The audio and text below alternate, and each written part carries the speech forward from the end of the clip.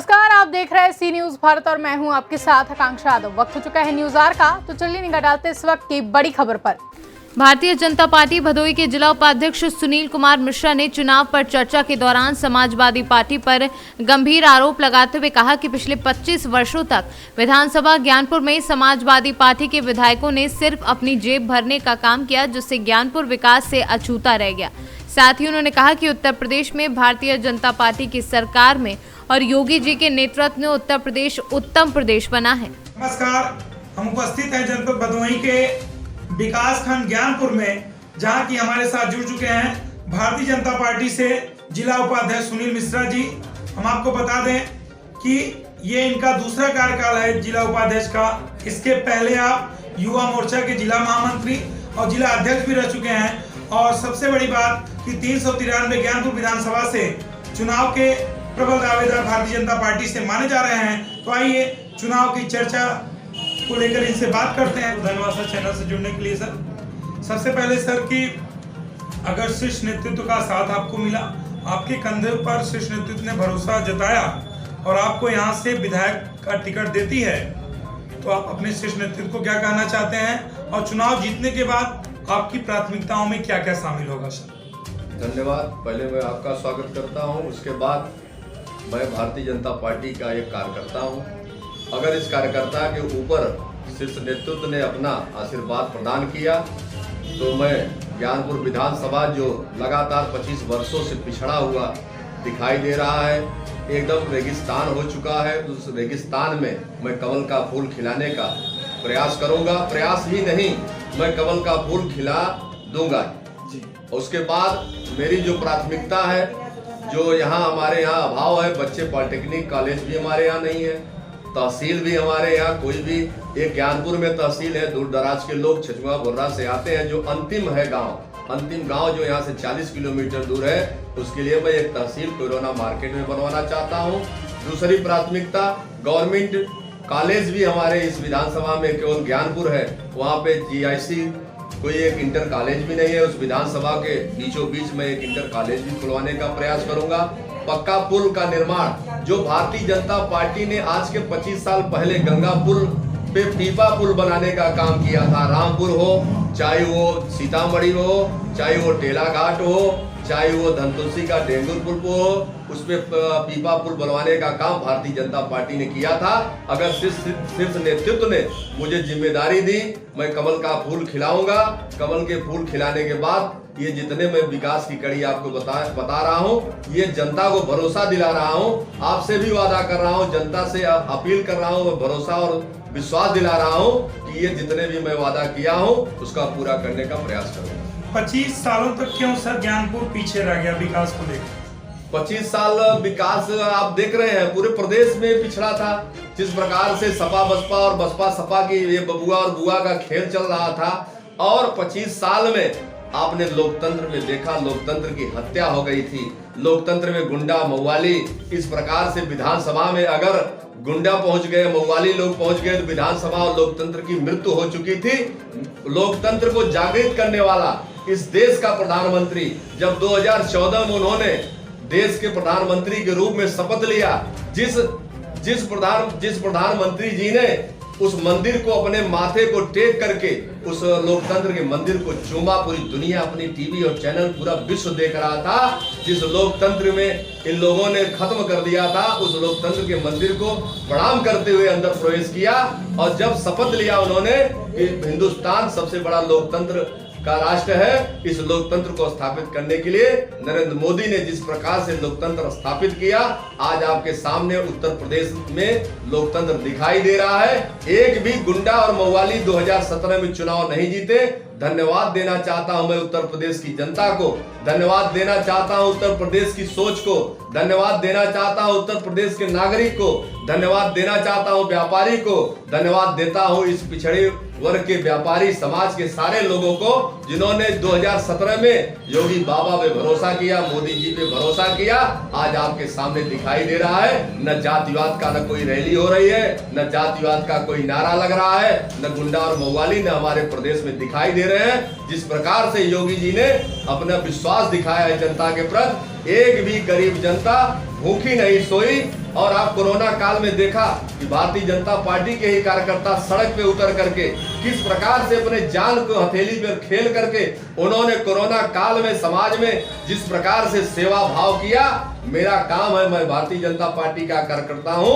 पंडित दीनदयाल जी का जो हम लोगों ने सपना पंडित दीनदयाल जी ने दिखाया था कि भारत का अंतिम व्यक्ति, अंतिम पंक्ति में खड़ा होने वाला व्यक्ति, अंतिम समाज का व्यक्ति जिस दिन मुस्कुरा के खड़ा हो जाएगा उस दिन विश्व गुरु भारत बनने में कोई नहीं रोक सकेगा, कोई रोक नहीं सकेगा इसको विश्व गुरु बनने में। इसलिए ज्ञानपुर विधानसभा आपको दिखाई दे रहा है। ज्ञानपुर 393 विधानसभा में जिस प्रकार से वादा किया था योगी महाराज जी ने, हमारे मुख्यमंत्री जी ने, कि गुंडा या तो पाताल में चले जाएंगे या तो प्रदेश छोड़ के चले जाएंगे, और अगर ये दोनों काम नहीं कर पाते हैं तो कहीं न कहीं गाड़ी उनकी पलट दी जाएगी। अगर गाड़ियां नहीं पलटी जा रही है तो उन्हें सीधे जेल में भेजा जाएगा।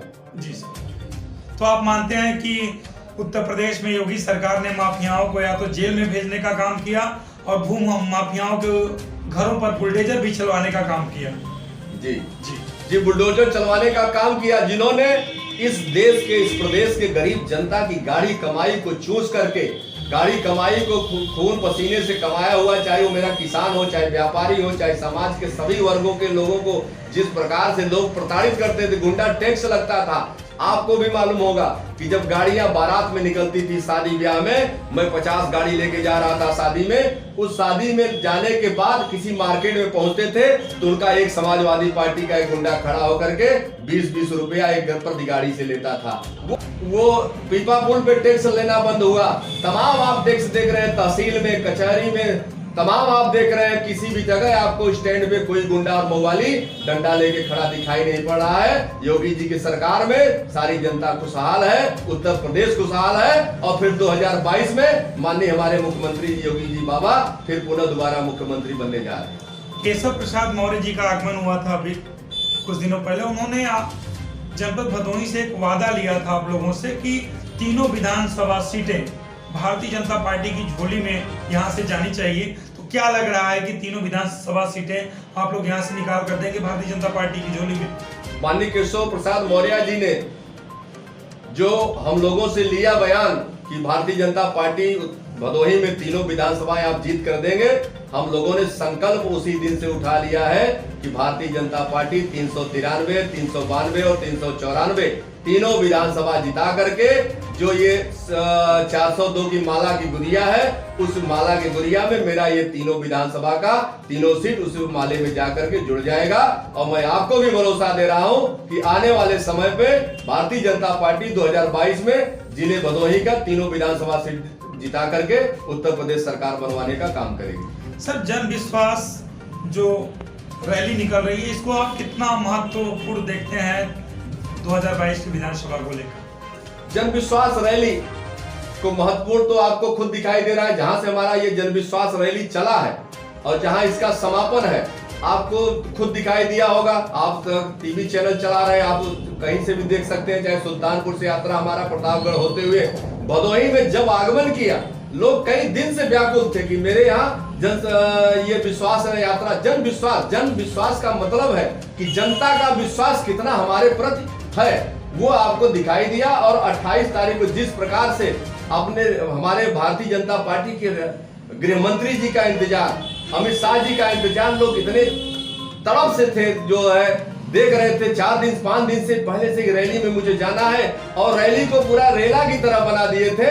और उनका समाचार मिला था कि 2:55 में फ्लाइट ज्ञानपुर आएगी, और यहाँ आपको भदोही की जनता 11 बजे से ही नहा खा के एकदम तैयार होकर के, न बारिश का मौसम देखा, न किसी प्रकार का मौसम देखा, और वो देखने के लिए, सुनने के लिए बेताब इतना था।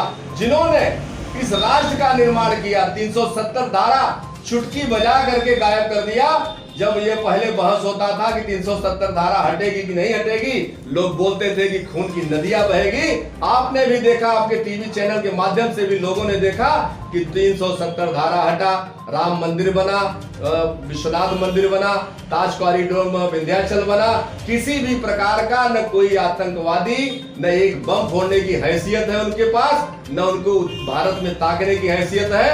अगर भारत की तरफ कोई भी देखने का प्रयास करेगा तो उसका उसका परिणाम वही होगा जो पाकिस्तान में घुस करके भारतीय सेना हमारी मारी थी, वही स्थितियां पैदा होगी। एक महीना गंगा जी के नदी के किनारे कुंभ मेला में जो वहां अपने आप को स्थापित करते हैं और मन और लगन के साथ वहां पे रहते हैं, उनके ऊपर हमारे माननीय यशस्वी मुख्यमंत्री जी ने फूलों की बारिश कराया।